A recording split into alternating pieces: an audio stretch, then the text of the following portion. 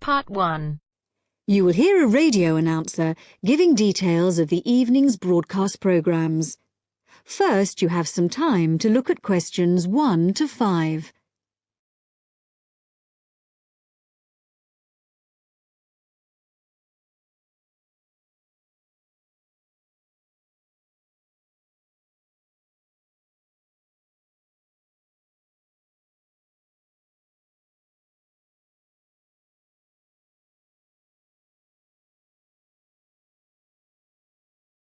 Now listen carefully and answer questions 1 to 5.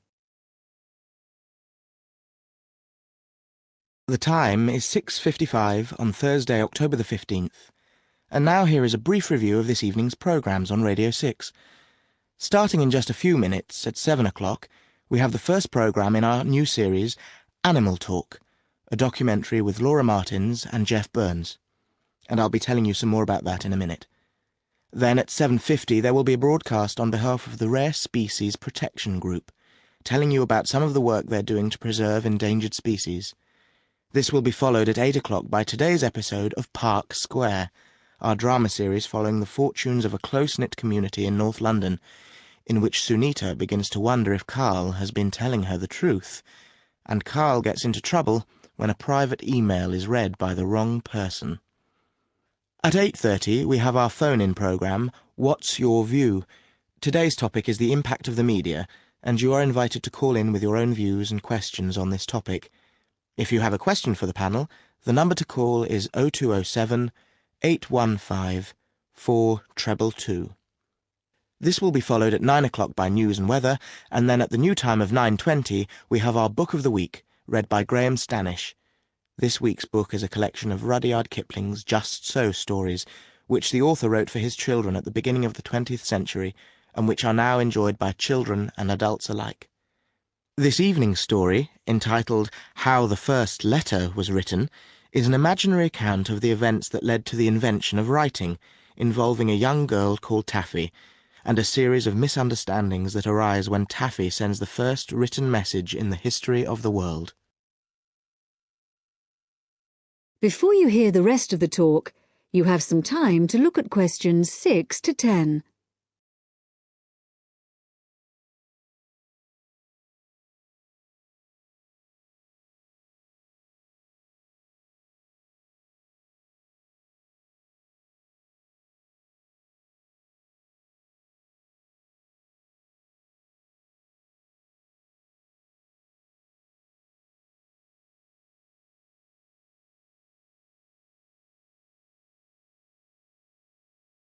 Now listen and answer questions 6 to 10.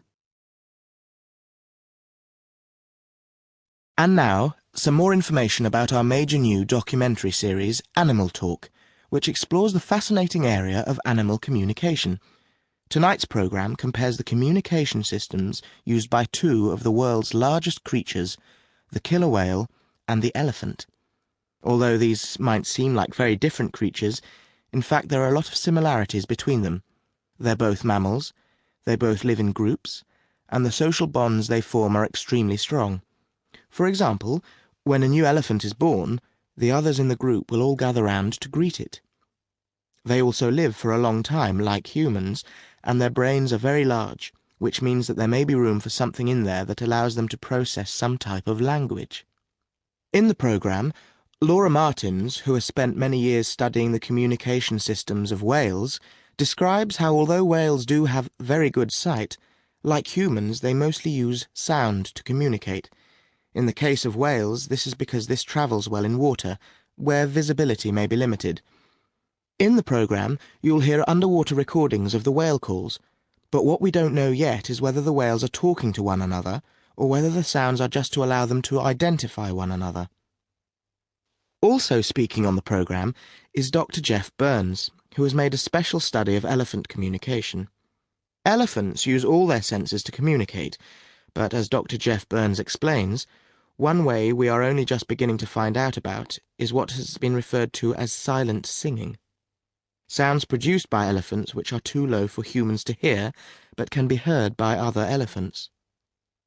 And did you know that another way in which elephants can hear is with their feet? So, when one elephant stamps on the ground, maybe to warn about danger, the sound travels through the ground, and another elephant up to 30 kilometres away may pick it up. To find out more about exactly how they do this, stay tuned to Radio 6 for Animal Talk. That is the end of part 1. You now have half a minute to check your answers.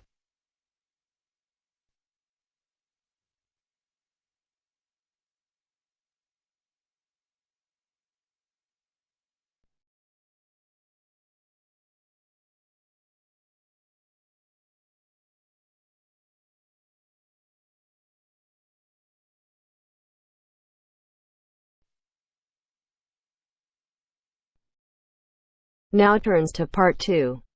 You are going to hear a talk about making the most of graduate school. First, you have some time to look at questions 11 to 16.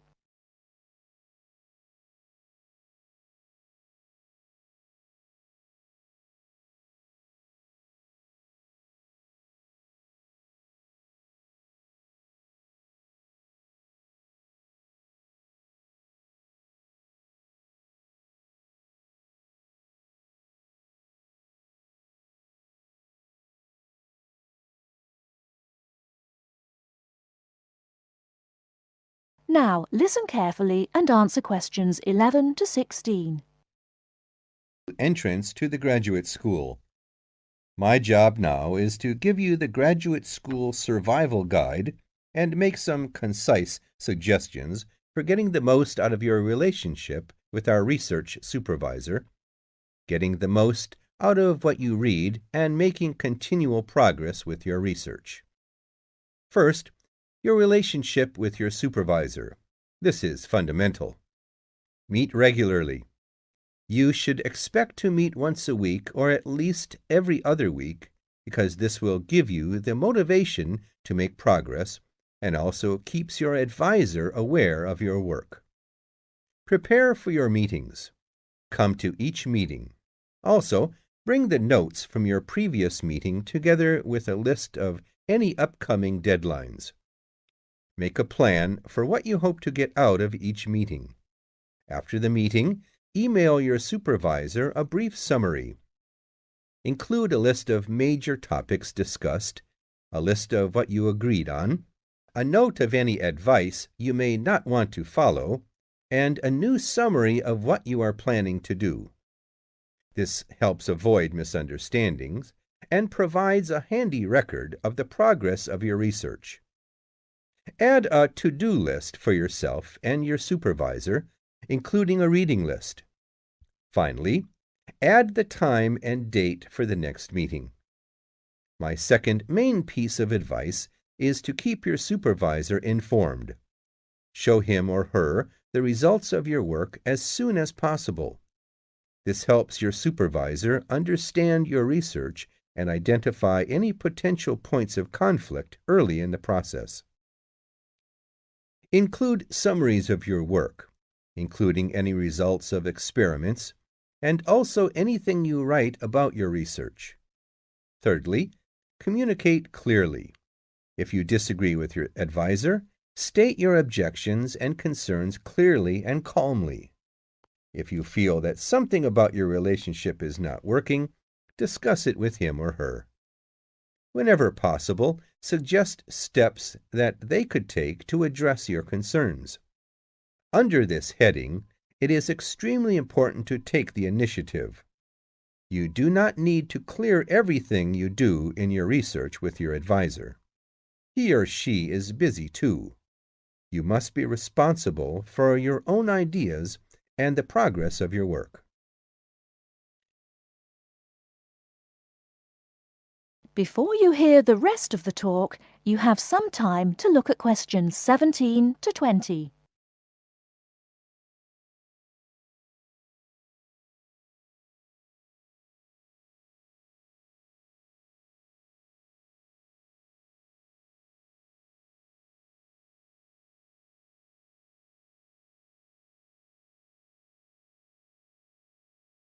Now listen and answer questions 17 to 20.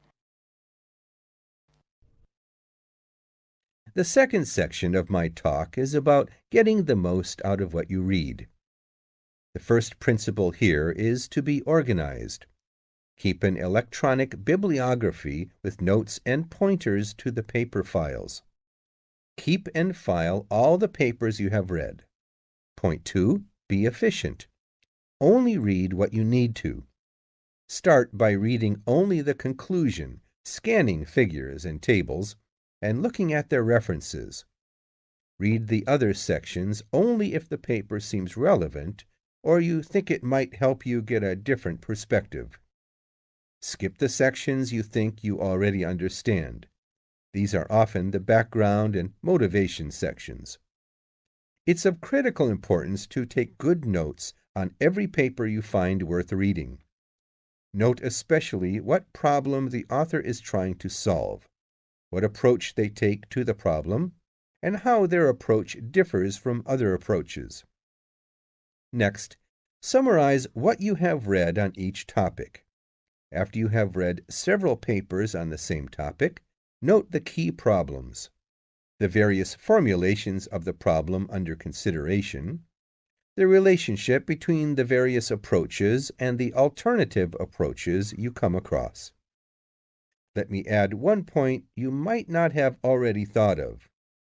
Read PhD theses. Even though they are long, they can be very helpful for quickly learning about what has been done in your field of interest.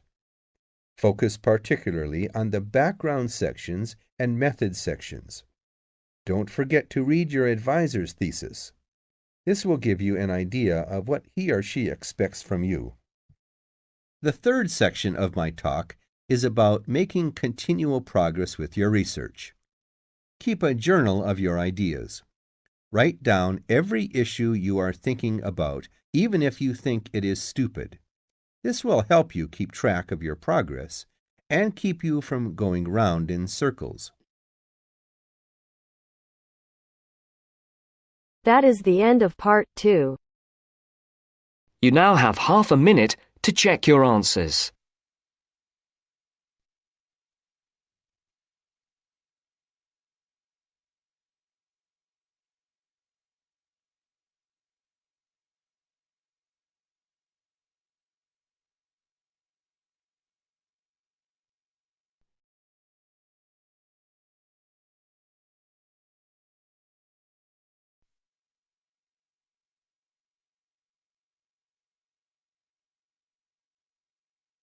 Now turns to part 3. Part 3. You will hear a woman called Phoebe, who is training to be a teacher, talking to her tutor called Tony about research she has done in a school.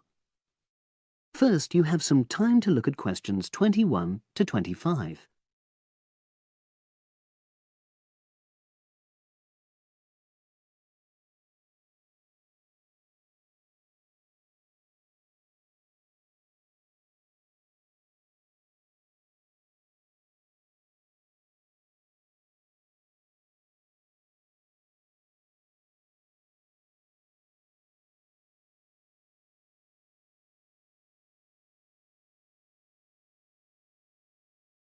Now listen and answer questions 21 to 25. So, how did you get on with your school-based research, Phoebe? Well, it was exhausting, but really valuable. Good. What was the specific focus you chose? My title is Attitudes Towards Study Among 11 to 12-year-old Pupils. Right, and what made you choose that focus? Well, that's a bit difficult. Lots of my classmates decided on their focus really early on, mainly on the basis of what they thought would help in their future career, in their first year's teaching. So that's what helped you decide? Actually, it was that I came across a book written by experienced teachers on student attitudes, and that motivated me to go for the topic. Okay. So what were your research questions or issues? Well, I wanted to look at the ways students responded to different teachers, particularly focusing on whether very strict teachers made teenagers less motivated. And from your research, did you find that was true? No, not from what I saw, from my 5 days observation, talking to people and so forth. OK. We'll talk about the actual research methods in a moment, but before that, can you briefly summarise what your most striking findings are? Well, what really amazed me was the significant gender differences.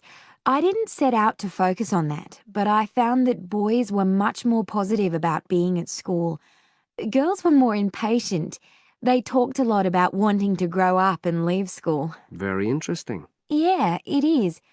From doing the research, it was clear to me that you might start out to focus on one thing, but you pick up lots of unexpected insights. Right.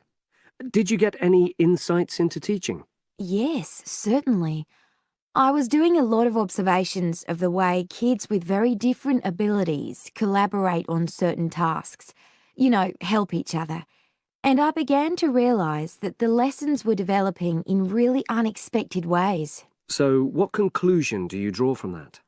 Well, I know it's necessary for teachers to prepare lessons carefully, but it's great if they also allow lessons to go their own ways.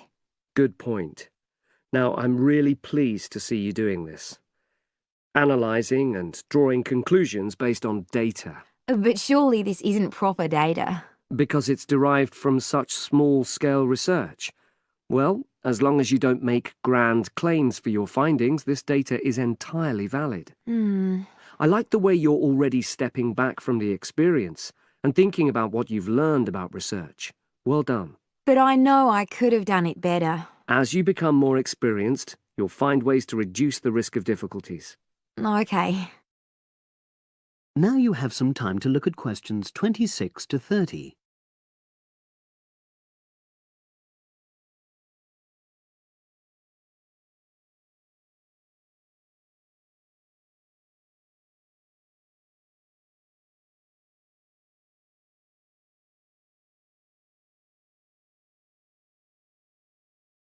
Now listen and answer questions 26 to 30.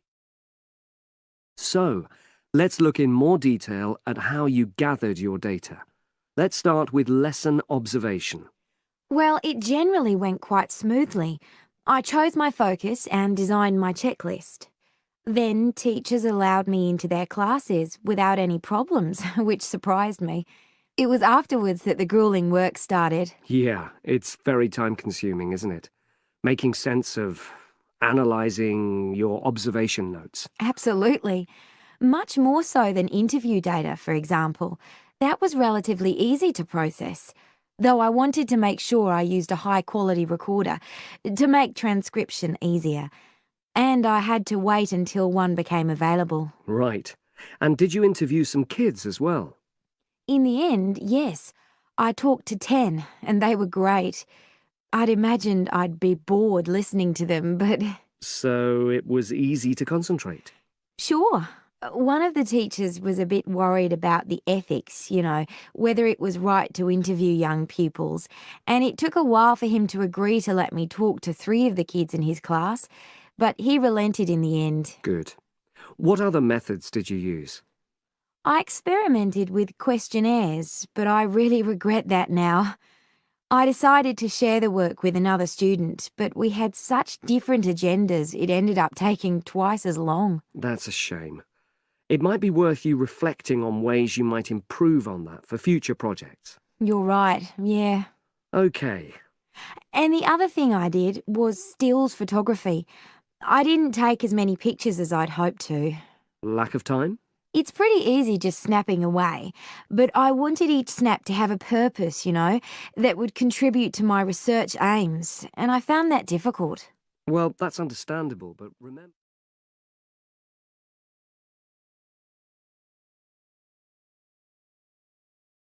That is the end of part 3. You now have half a minute to check your answers.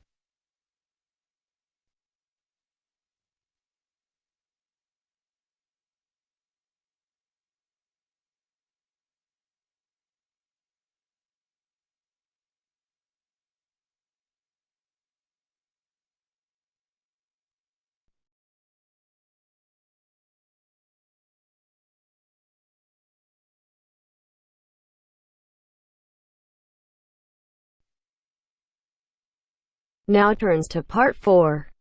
Part 4. You will hear an environmental studies student giving a presentation about his project on saving an endangered species of plant. Now you have some time to look at questions 31 to 40.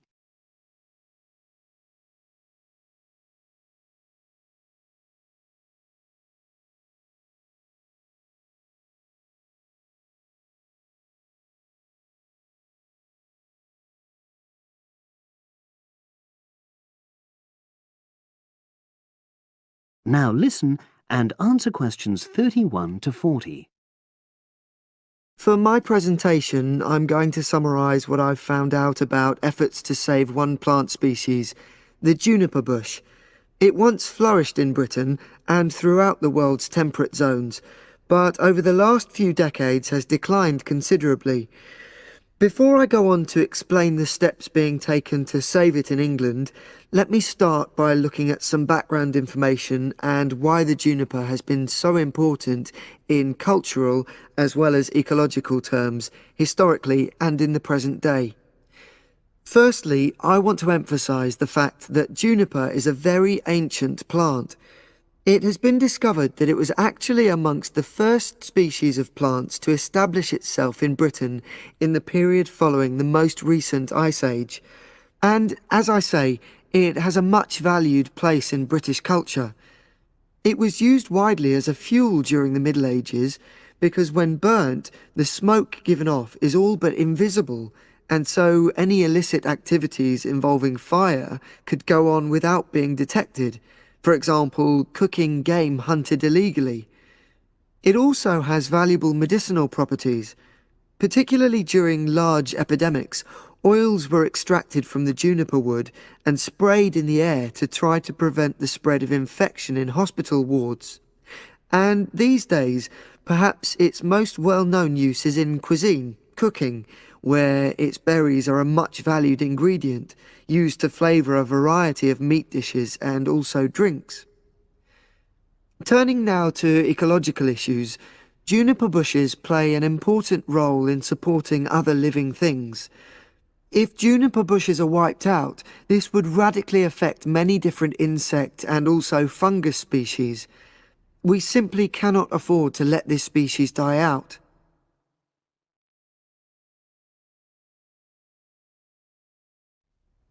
So, why is the juniper plant declining at such a rapid rate? Well, a survey conducted in the north and west of Britain in 2004 to 5 showed that a major problem is the fact that in present-day populations, ratios between the sexes are unbalanced, and without a proper mix of male and female, bushes don't get pollinated.